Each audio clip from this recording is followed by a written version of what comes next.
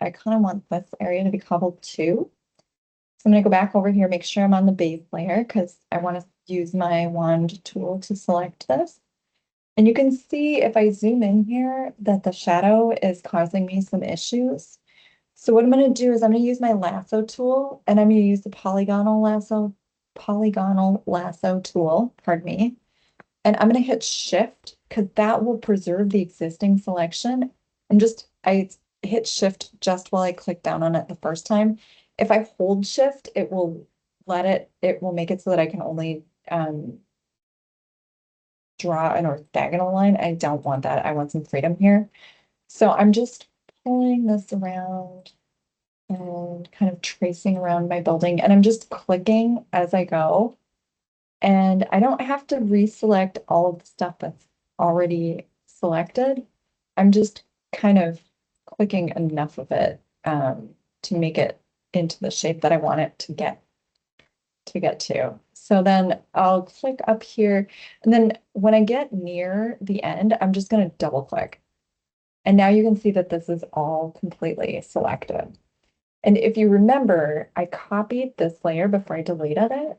So I'm going to turn this, I renamed it paving 2. And I'm going to select the inverse because right now, if I hit delete, actually, let's do that. So right now I've got this part selected. If I hit delete, it will only delete that center part. So I'm going to undo that, edit, undo. And then I'm going to hit select inverse, or you can also use the shortcut Command Shift I, and that'll select the inverse. Let's see. And then I'm just going to hit delete, and that gives me the shape that I actually want.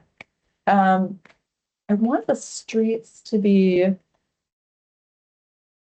a slightly different color. So I'm going to do um, hue saturation. I want them to be just a little bit more brown. Um, oh, and actually, because I'm going to select the inverse here. You can see that because I've selected the inverse to delete the inverse, but it's not going to change the inside of it. So I want to select the inverse, image, adjustment, hue saturation. Now, if I come over here, you can see this kind of start to change. So it's mostly black and white. It's not going to change very much. So instead of doing that, I'm going to add a brown tone over the top of it. I'm going to add a new layer. I'm going to come over here. I kind of want to do this sort of like sepia-ish tone. That's kind of yellow still. That's pretty good. And I'm going to use my paint bucket or gradient tool, it's sometimes called. It's G if you ever want the shortcut. So it filled it in. I don't love that. So what I'm going to do is I'm going to make this into a multiplier. And then I'm going to give it an opacity of like 30%. So now you can see it sort of changes the color. And I'm going to do the same thing for the other straight. Oops. I'm going to deselect, Control D. I'm going to use my wand tool W. I'm going to select this. I'm going to add I'm actually going to do it on the same layer because that'll allow me it'll come in. Oops.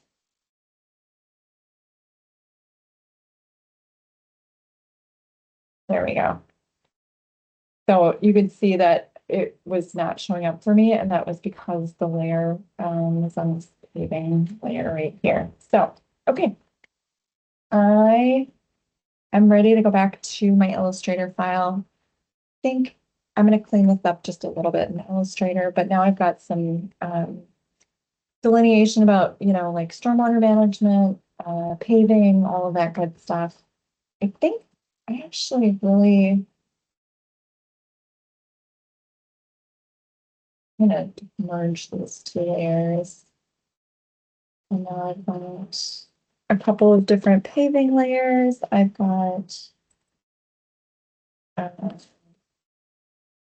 don't have trees yet. I'm going to add trees. Let's do that next. So let's turn off all of these layers right here. And let's bring in trees. So I can do this a couple different ways.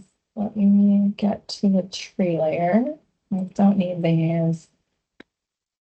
I'm going to copy and paste this. I want some of these trees that have some color to them. Actually, I like this group. I'm going to use my marquee tool and I'm just going to cut and I'm going to paste. Whoops. And then I'm going to transform these, Control T. And then I'm going to use my wand tool and just delete the white background. You can also do these as a transparency. They won't register as nicely. And I think, I don't know if I like the way that those colors are working with the rain garden. So I'm going to go to the stormwater management file. I'm going to image adjustments. I'm going to play around with the saturation. I'm going to maybe lighten them up a little bit and then maybe make them a little bit brighter. Play with the saturation a little bit. That's looking a little bit better. Got these trees. I kind of want some, and we'll just copy and paste the trees. And I can with move these around if I want to. Oops.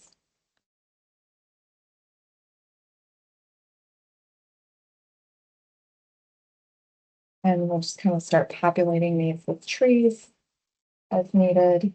And then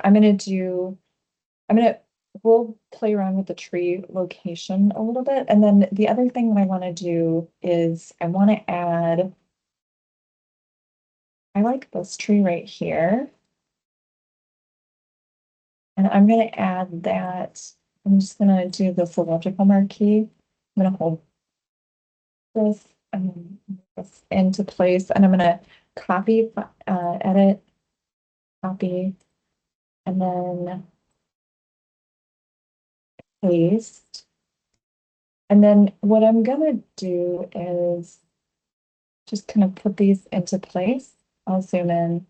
We'll use the wand tool to delete the extra white space.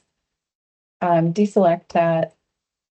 And you can see it's a little bit small, so I'm just gonna make it a little bit bigger. And then I'm just gonna copy paste these and enter as many times as I need to. And I mean, if we want this to be reality based, the root systems are going to need some space. And so making sure that the drip lines have a little bit of room, give some reality to it. And you can do this like in groups if you want to. It's pretty easy just to copy paste these. Now, if the other thing I want to do is kind of like move them over so that I've got some room on the sidewalk. And then let's see, I've got these guys. These trees are on this tree layer. This guy is also on this tree layer. So this right here, if I hold shift, I can merge those. And then that's like a line of trees. So I'm going to call these street trees. And then I can copy those and move them into place as needed and delete extras or shrink them as I see fit. Let me turn. I'm going to shrink this one too, kind of move this into place.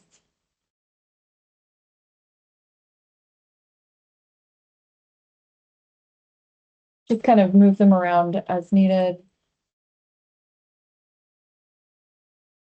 And then once I'm done with that, I will be ready to export. So I will pause for just a minute, finish the trees, and then export and bring that back into Illustrator.